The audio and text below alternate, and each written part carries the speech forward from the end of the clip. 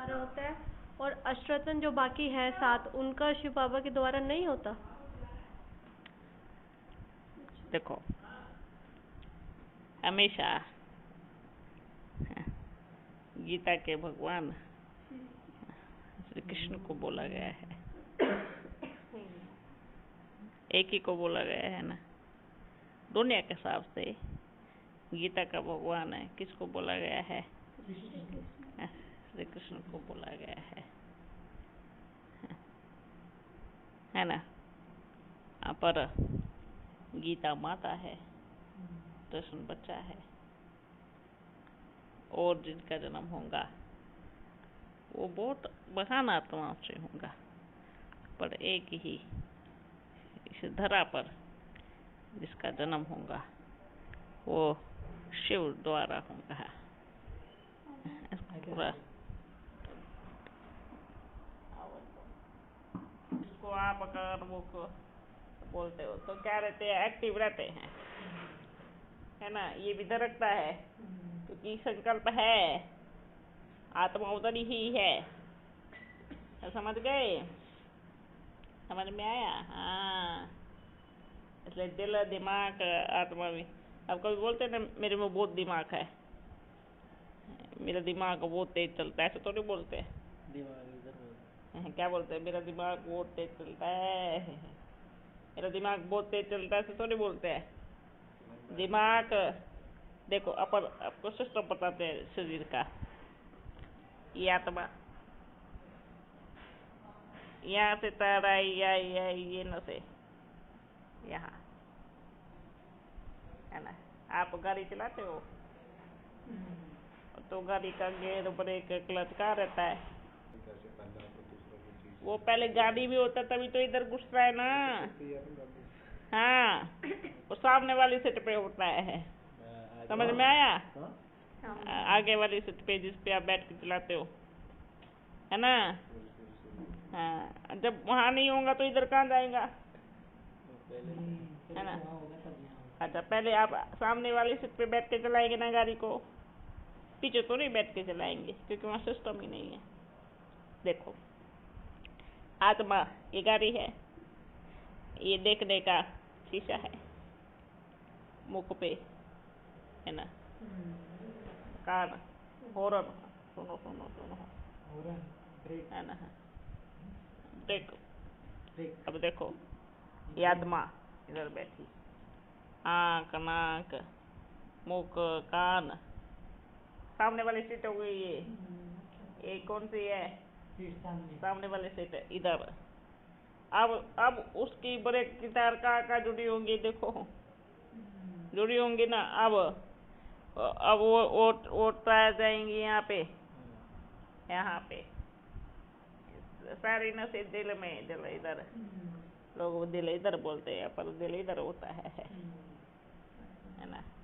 ये एक चीज है यहाँ। क्यों इसलिए इसको दिल कहते हैं?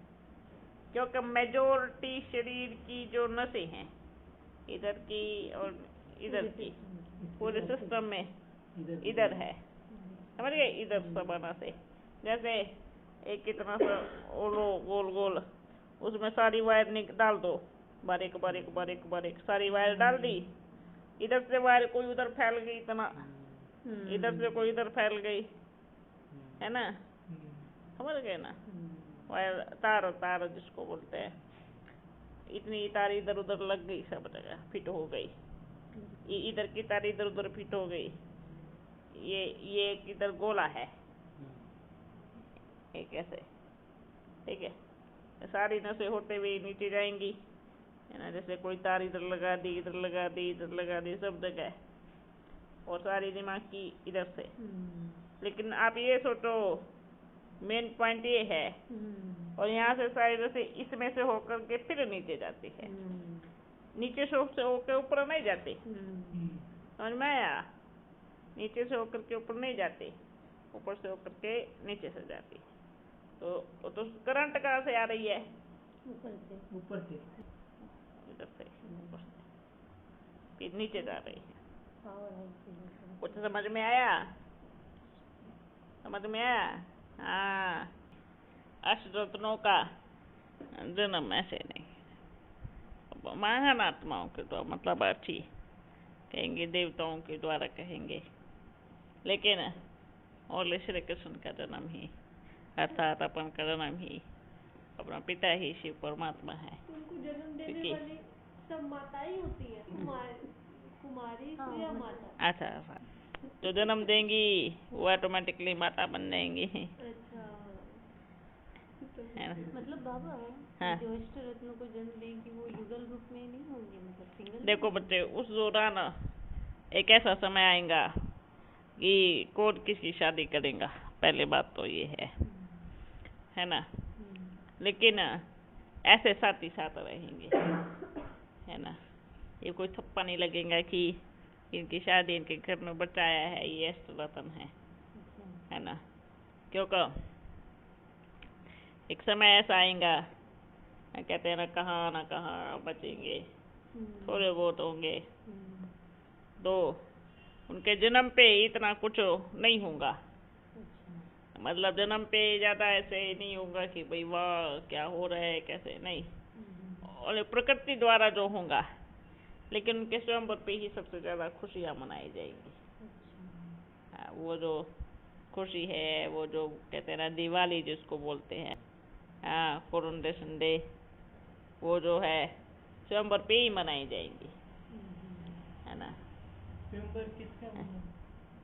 अष्टरत्नों का, क्योंकि जन्म पे तो इतना ज़्यादा कुछ होगा नहीं, स्वयंवर पे क्योंकि उस समय तो ऐसा होगा चारों तरफ हाहाकार, है ना? लेकिन बहुत अच्छा होगा। हाँ। श्री कृष्ण के जन्म के कितने समय के बाद, मतलब उनका लगा, या फिर लगातार ऐसे हो? लगातार एकदम से नहीं, थोड़ा थोड़ा गैप जरूर होगा। ऑटो में भी? बिल्कुल होगा, थोड़ा थोड़ा तो होगा ना। ये एक ही जगह होंगे, अलग अलग? अलग अलग होंगे, अलग अलग अलग, क्योंकि देखो अलग अलग कैसे होंगे, हाँ, जब जैसे भी कोई भी चीज़ होती है, कोई भी नियम बनाते हैं, कोई भी ऐसे होते हैं, तो वो अलग अलग एक साथ इकट्ठा होते हैं। जैसे बड़ा एक बार बताया भाई ये अपना नियम है ना, ये चीज़ करना है, तो हर राजा अपने राज्य में जा कर के अपने, तो वो नियम वो उस अनुसार चलाता है, क्योंकि सतयुग में धीरे धीरे बढ़ेगा, है ना? महलों में होंगे और मिल के रहेंगे, उनकी शादी उनके बच्चों के साथ, उनके बच्चों के साथ, उनके साथ, वो एकदम एक रिश्ते में ही जुड़ जाएंगे, है ना? तो ऐसे होगा वहाँ पर, एकदम ऐसा परिवार जो एक मर्द, एक एक एक अष्ट और 108 दोनों, अष्ट से 108 उनका आपस में बहुत अच्छा, उसके बाद फिर धीरे धीरे धीरे धीरे बढ़ते जाएगा, है ना? बाबा, ये जो 8 गतियाँ चलेगी कही थी ना, मतलब ऐसे, हाँ, तो पहले श्री कृष्ण, फिर दूसरे श्री कृष्ण, या मतलब तीसरे श्री कृष्ण, हाँ, उनके बच्चे, हाँ, तो ये 108 में पूरे होंगे या फिर? मतलब 108 के जो बच्चे हैं, मतलब अभी जैसे आपके हैं, फिर उनके बच्चे हैं, उनके बच्चे, तो ऐसे। देखो बच्चे, वो 108 में पूरे ज़्यादा होते हैं ना, ज़्यादा होंगे, ज़्यादा होते हैं, गिनती किया। वो उसमें जैसे 8 के बच्चे कितने, दो बच्चे, 16, हाँ, 16 के 32, हाँ, 32 के 64, हाँ, 64 के, क्योंकि ये जो 8 जन्म का सुख, देखो सबसे पहली बात तो अच्छे से ज्ञान को समझो, 8 रारा, सत्युग में जन्म कितने होते हैं, 8 जन्म का सुख, है ना? ऐसा तो आप लगाते हो हिसाब नहीं बनेगा, लेकिन मेन चीज होता है 8 जन्म का सुख आपको इतना मिलेगा, और वो जो 108 बच्चे हैं वो 8 जन्म में ही बहुत सुख की प्राप्ति करेंगे, बहुत सुख उनको मिलेगा, है ना? उनके जितने भी जन्म होंगे उस टाइम 8 जन्म, कहने का भाव अर्थ 8, 108, वो पूरा सत्युग का सुख भोगने वाले बच्चे हैं, अच्छे से। उसके बाद फिर 16,000 जाओ, वहाँ से फिर त्रेता युग की शुरुआत होती है। समझ गए? 108 का गायन ज़्यादा क्यों है? क्योंकि सतयुग का वो पूरा सुख भोगते हैं, त्रेता का पूरा सुख भोगते हैं। लेकिन जहाँ 16,108 आ गए, वो बच्चे होते हैं त्रेता की शुरुआत में, वो सतयुग का पूरा सुख नहीं ले पाते। मतलब वो और दूसरी बात, सुख का अर्थ क्या है ये भी सुनो। ऐसा नहीं है कि 16,108 सतयुग में नहीं आएंगे, ये दिमाग से निकाल देना। ऐसा नहीं है कि वो त्रेता में आएंगे, सतयुग में ही आएंगे, लेकिन परसेंटेज बहुत कम होंगे। तो सुख का अर्थ सुख तो होगा ही, लेकिन जैसे एक राजा है और एक साहूकार है, क्या फर्क नहीं होता है? फिर वो 16,000 त्रेता में ये बनेंगे। हाँ, उच्च पद। उनको उच्च पद मिलेगा त्रेता में, है ना। और ऐसा नहीं कि हमें उच्च, हम क्या बनेंगे, हम उनके बच्चे बनेंगे, है ना। बच्चे बनेंगे और बच्चे सुख लेंगे। अच्छा। इधर भी सुख लेंगे, है ना। तो बच्चों सुख ही सुख है ना। लेकिन जो 16,000 है सतयुग में आएंगे, कोई साहूकार प्रजा होती है, कोई ऐसी प्रजा होती है ना। तो ये कई बार कई बच्चे मन में सोचे, अरे 16,000 के सतयुग में नहीं आएंगे, तो बिल्कुल आएंगे, बिल्कुल। लेकिन वो आत्मा अपने शरीर को छोड़कर जब त्रेता युग में आएंगी तो उनका सुख उनका बढ़ेगा। राजा भी बनेंगी, महाराजा भी बनेंगी, फिर अब उनके बच्चे राजा रानी भी बनेंगे, फिर कभी वो अपने बच्चे बनेंगे, ऊपर से बारी बारी आते रहेंगे, वो भी बनेंगे। तो ऐसे होता है ना। 8/108 करता है पूरा 8 जन्म एकदम पूरे विश्व पे राज्य करने वाले। हाँ, एक प्रश्न पूछा था, मतलब सरला बहन, मतलब एक बहन ने, कि भाई 33 करोड़ देवताओं का गायन है, पर किसी बुक में, बुक का नाम उनको नहीं पता, 33 ही देवताओं का गायन है क्या? 33 ही या 33 करोड़? 33 करोड़ बोला जाता है, पर किसी बुक में लिखा है खाली 33 देवता है। तो क्या मुख्य है या फिर 33 करोड़ मुख्य है? देखो बच्चे, 33 वर्तमान समय तो क्या कहेंगे, 33 करोड़ सतयुग त्रेता तक। ओके, 33 का कौन सा गायन बोल रहे थे किसी, हाँ गायन तो हाँ। जैसे 84 लाख था हमारा, हाँ। 84 लाख बोला, लख था तो लाख बोला। देखो ऐसे कुछ 33 वो सतयुग में भी 33 सतयुग में, लेकिन अभी अगर आप जाएंगे त्रेता में तो क्या बन जाएंगे,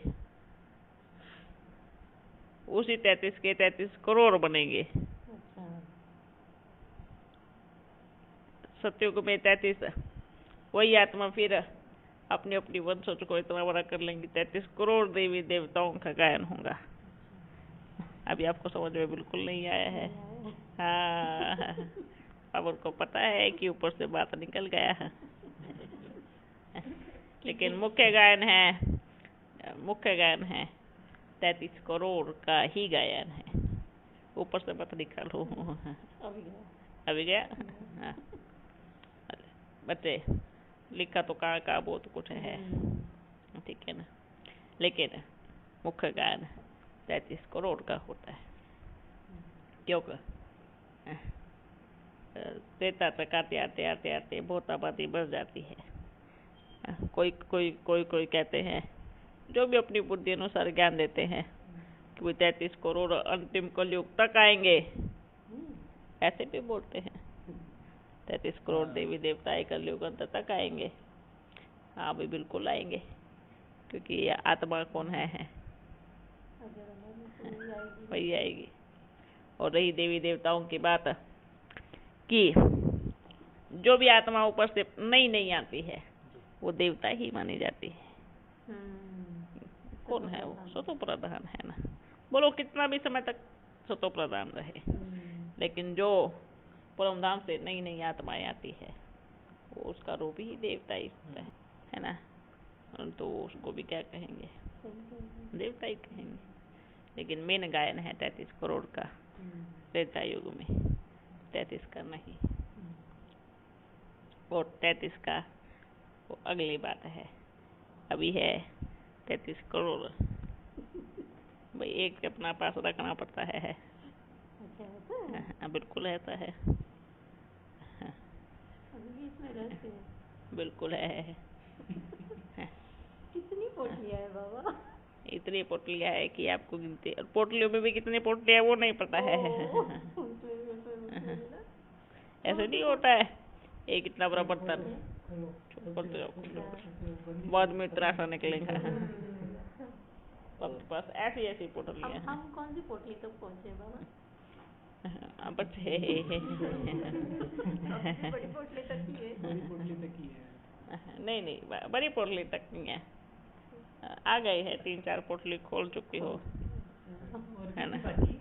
ये गिनती नहीं है। वो पोटली बार बार खोलते रहेंगे। अब लेकिन ये खुशी की बात बनाओ कि आप 4-5 पोटलियाँ पार कर चुके हो। लेकिन जो पहली पोटली को पकड़ के बैठे हैं ये ऐसे ऐसे ऐसे करके, जो पहले उनको पोटली दी थी ऐसे लेके घूमते, ये देखो हमारी पोटली में हमें पता क्या है। अरे भाई उसके अंदर दूसरी पोटली भी है, खोल के तो देखो। अरे हमारे पास ओरिजिनल पोटली है, जो बाबा ने कहा। बिल्कुल है, लेकिन इसके अंदर वाली पोटली कहाँ गई है? पोटली नहीं, पोटली का बुमाल लेकर घूम रहे हैं सारे। जैसे तो पोटली के अंदर है, तभी नहीं है। तो बाप के पास तो बहुत पोटलियाँ है। समय पर समय खुलता जाएगा। ये था कि मधुबन में जब, मतलब ऐसे प्रश्न है, कोई ये नहीं है जानने के लिए, कि मधुबन में जब बाबा आते थे ना, तो ऐसे भोग खिलाते थे और फिर ऐसे फेंक देते थे। मतलब तो वो क्या रहस्य है? देखो बच्चे, सबसे पहली बात तो ये है कि बाबा कभी भी ऐसे उठा करके ऐसे नहीं फेंकता, ठीक है।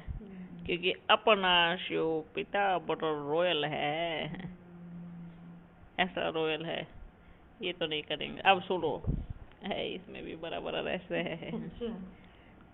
वो कहते थे ना, ये लो बाबा, ये लो बच्चों को दे दो। बाबा के पास एक थोड़ी, इसलिए बाबा क्या बोलता है बार बार, मैं ड्रामा के बंधन में बंधा हुआ हूँ। ये बोलना चाहते हैं मैं बच्चों के बंधन में बंधा हुआ हूँ। बेचारा नाम ड्रामा का लेता है ना, डरता है ना, ड्रामा ने बोल दिया है ना। ये लो बाबा इधर ऐसे फेंक दो, तो वो तो उस समय होता है बच्ची का खुद का संस्कार। अच्छा, उस समय बाबा नहीं करेंगे, अपन नहीं करेंगे। अरे एक ही सेकंड की काफी है। आत्मा को क्या है, इधर से पलटी मारो, उधर से, उधर से मारो, उधर से, बस ऐसे घुमाते रहो। एक सेकंड से परम धाम को छोड़ के धरा पे आ सकते हैं। तो बुरकुटी के अंदर कैसे परिवर्तन नहीं कर सकते? उस समय ये बाप का कार्य नहीं होता है। और सबसे बड़ी बात है, चलने का कार्य भी अपन का होता है ना। कहते शिव बाबा चलते हैं, नहीं, बाप दादा आते थे, चलते अपन थे, है ना, बोलते बाप थे। क्योंकि दोनों शक्तियाँ मिला करके चलेंगे ना, ठीक है। लेकिन फेंकते नहीं थे। वो तो बच्चियाँ बोलती थी, ये लो ना बाबा ऐसे फेंको। नहीं,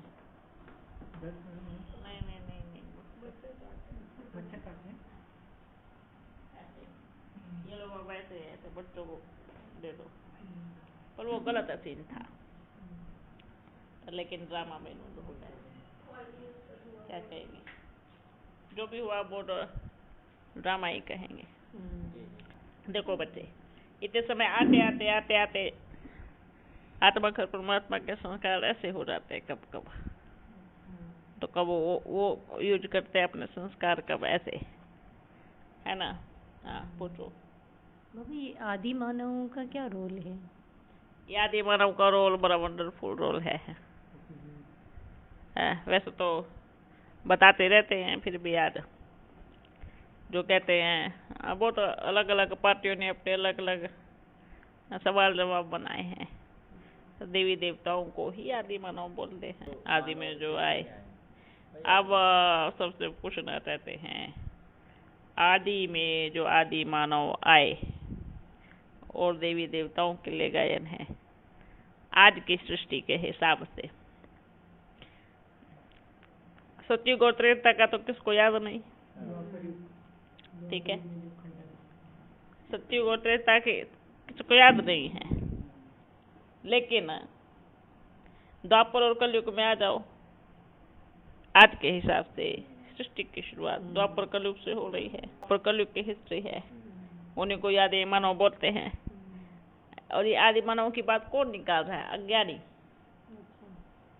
शास्त्रों में जो है, जो शास्त्रों में है, जो ज्ञानी है, आदि मानव बिना कपड़ों के घूमते थे। जब सतयुग त्रेता चला गया, द्वापर युग आया, तो अब बताइए विस्तार हो गया नहीं होगा? हो गया। पूरी सृष्टि में विस्तार होगा। हर कोई कहाँ अपना टापू लेकर, अपना विमान लेकर पहुंच जाते थे। तो जब विनाश हुआ, कहते हैं ना, सोने की द्वारका नीचे चली गई जब देवी देवताएं बाहर निकल गए। दिखाया है ना।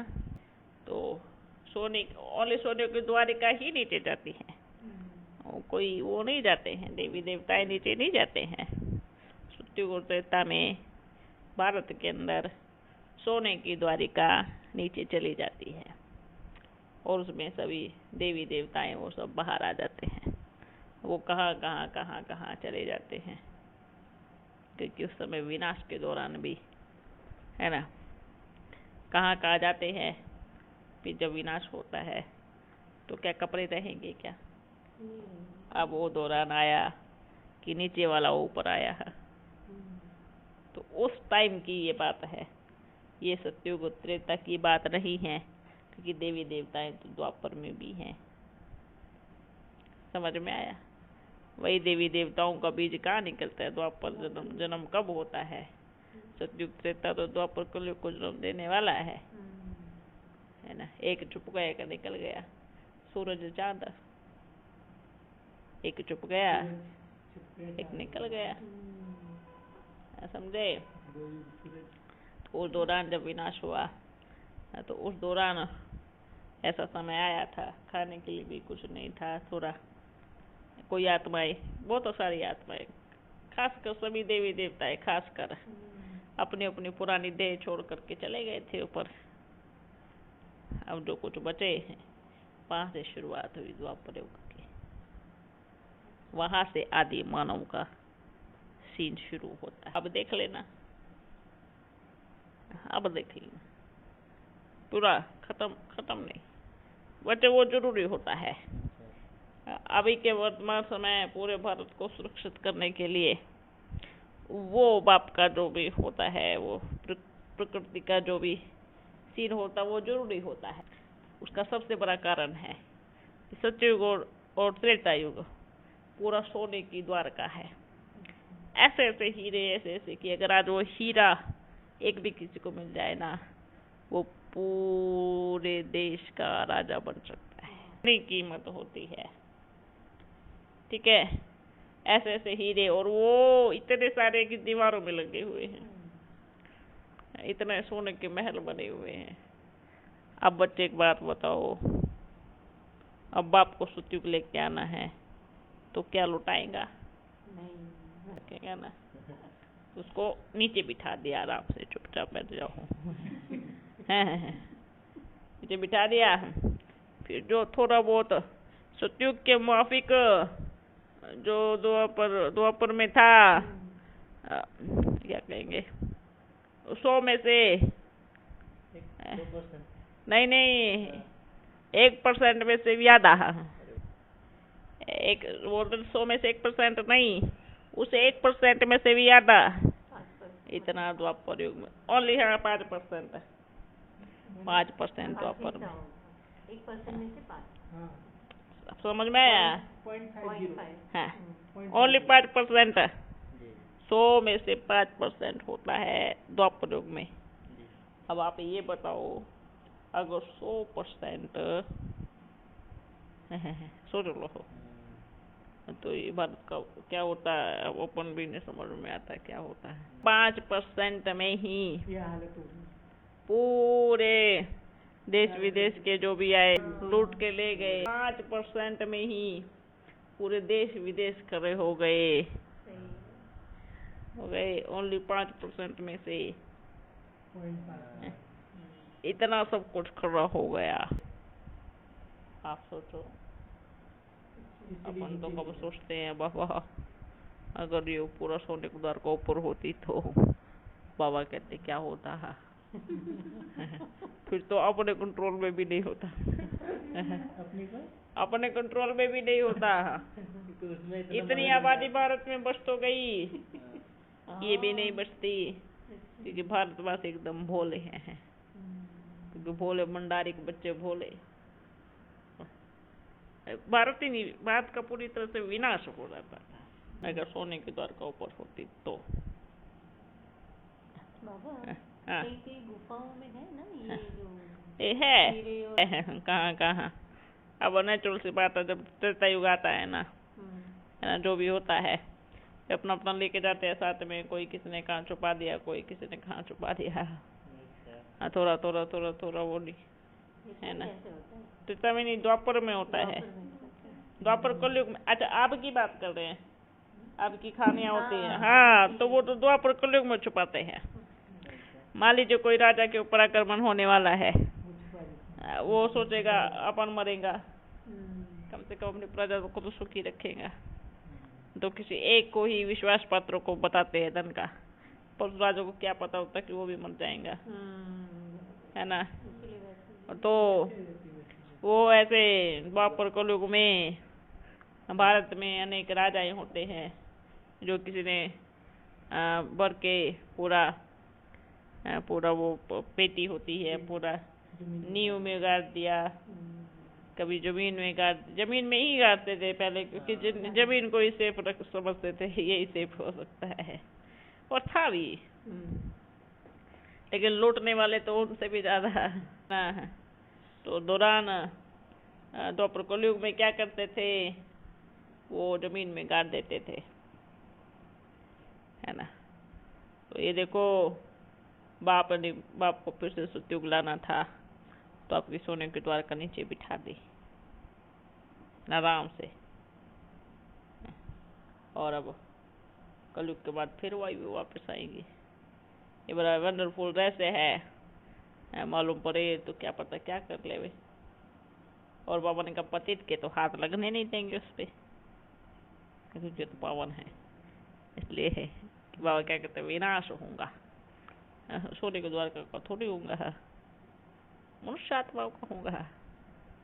ऐसे रहस्य है जो लाखों करोड़ों साल तक दबी हुई है, उनका थोड़ी ड्रामा 5000 साल का है, लेकिन मनुष्य के लिए है, चक्र है एक, है ना। अपनी सोने के द्वार का इतनी मजबूत है, क्या वो कभी बोधी होगी या हीरे जो आ रहा था भाई टूट फूट के नकली हो जाएंगे, फिर कुछ ऐसे हो जाएंगे, उसको तो कुछ बिगड़ा ही नहीं है, सोना वैसे ही रहता है। तो ऐसा थोड़ी कि वो पिघल जाएगा फिर वापस, ऐसा नहीं। वो ऐसे कैसे नीचे, फिर उस जब ऊपर आएंगे तो अपने हिसाब से उसको सेव कर देंगे। उसमें बड़ी प्रकृति बड़ी मस्त पॉलिश करती है। बाप यही कहते हैं ना, मान लीजिए मैं सारी उम्र इसी को देखता रहो, यही है सब कुछ है।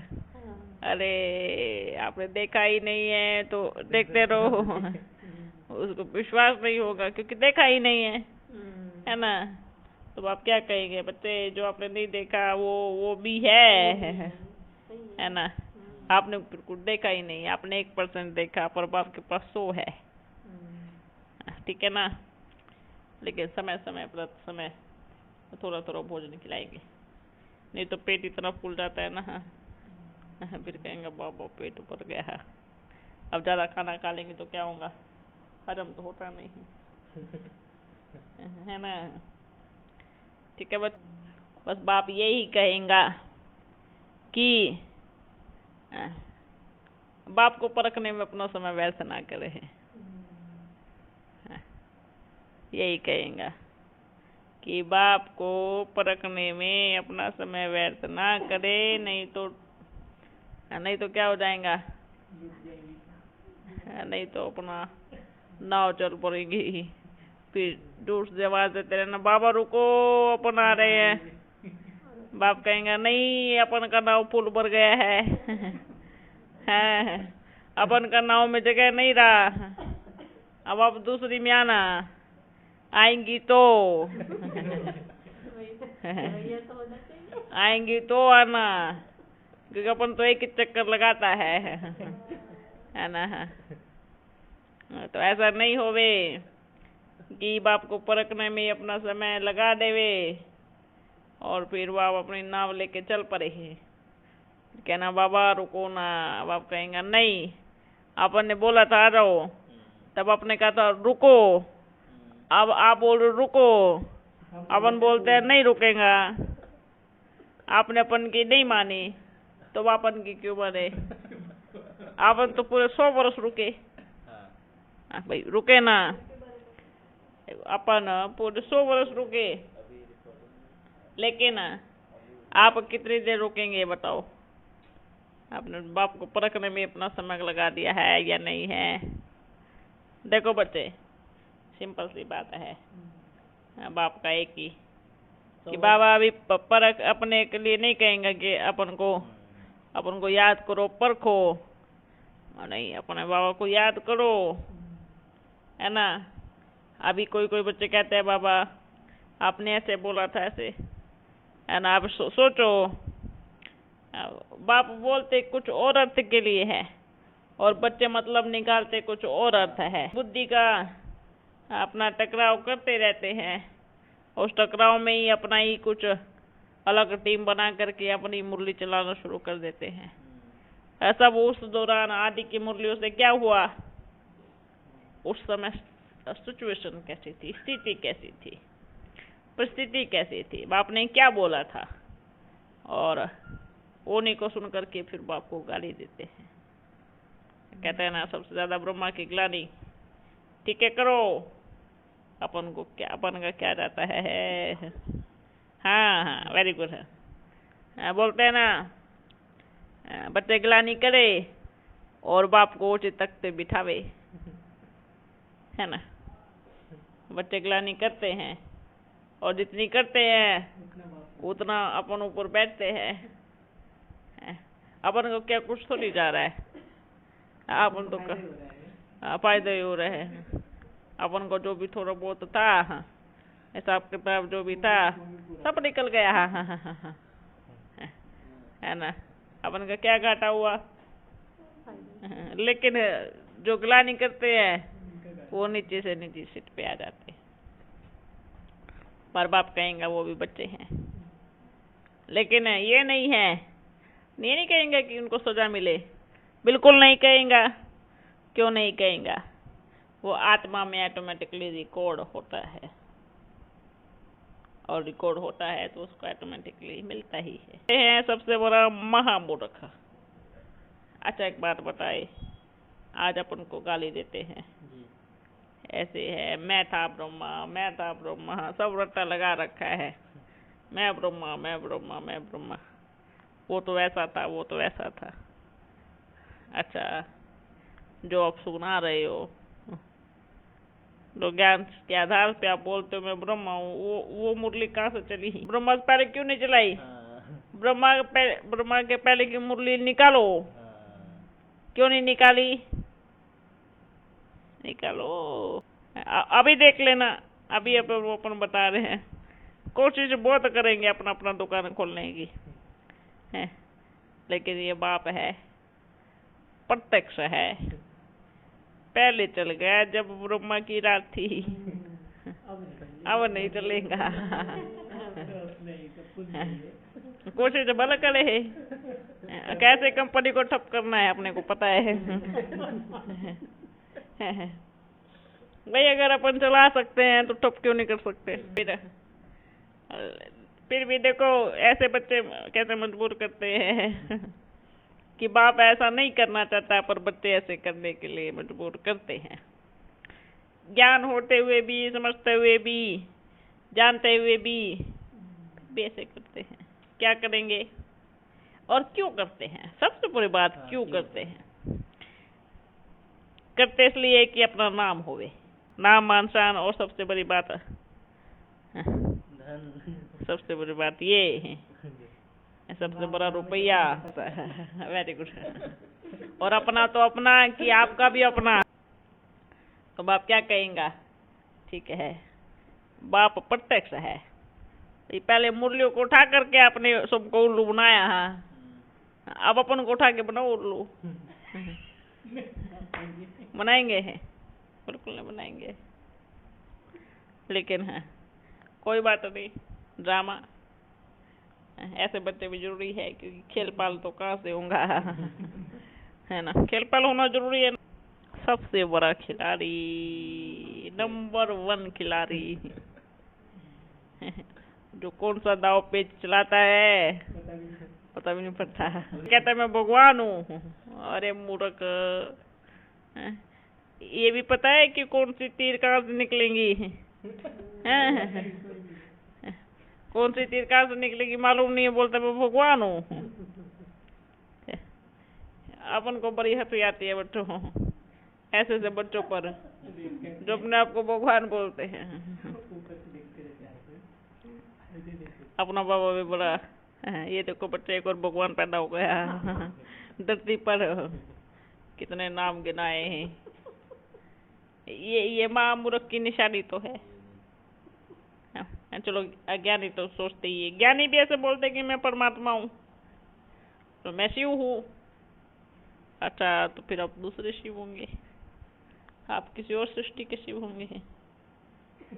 आप अपनी सृष्टि को छोड़ के इधर आ गए हैं कि तो एक शिव की है। शिव अनादि है, अनंत है ना? तो एक इंसान कैसे शिव हो सकता है? कब नहीं हो सकता। ये तो एक पाप कर्म करते हैं जो अपने आप को बोलते हैं मैं शिव हूँ। और सबसे बड़ा पाप कर्म वो करते हैं जो सुनते हैं और यकीन करते हैं कि यहाँ शिव है। बिल्कुल, क्योंकि जो सुन करके भरोसा करते हैं कि हाँ यही शिव है, तो वो मूर्ख कहेंगे। मने नहीं, महामूर्ख कहेंगे। बोलने वाला मूर्ख कहेंगे, बोलने वाले को मूर्ख कहेंगे, और सुनकर यकीन करने वालों को महामूर्ख कहेंगे। उनके आगे 3 महामूर्ख लगा दो, वो भी कम है। और बिल्कुल वो भी कम है, क्योंकि इतनी बुद्धि कहाँ गई कि परमात्मा एक है। हम एक है, एक के ही हैं। पूरी सृष्टि का रचयिता एक ही है। ये वंडरफुल बात है। ठीक है बच्चों, और कुछ पूछना है? तो सभी बच्चों को बाबा ये कहेंगे, बच्चे परखने में समय मत लगाओ, बाप को याद करो, प्यार करो, और कुछ नहीं, ओम करो। अच्छा, एक और बताते हैं, जहाँ पे भी जाएंगे बाबा मिलन होगा, या फिर इधर आएंगे जो भी, पहले सबको 5 मिनट 10 मिनट ओम करवाना। लेकिन ओम करवाना क्यों कहा? पूरे विश्व में तो गुंडन होंगी क्या? ओम। फिर कहेंगे मेरा बाबा, मीठा बाबा, प्यारा बाबा, मेरा ओमकार आ गया।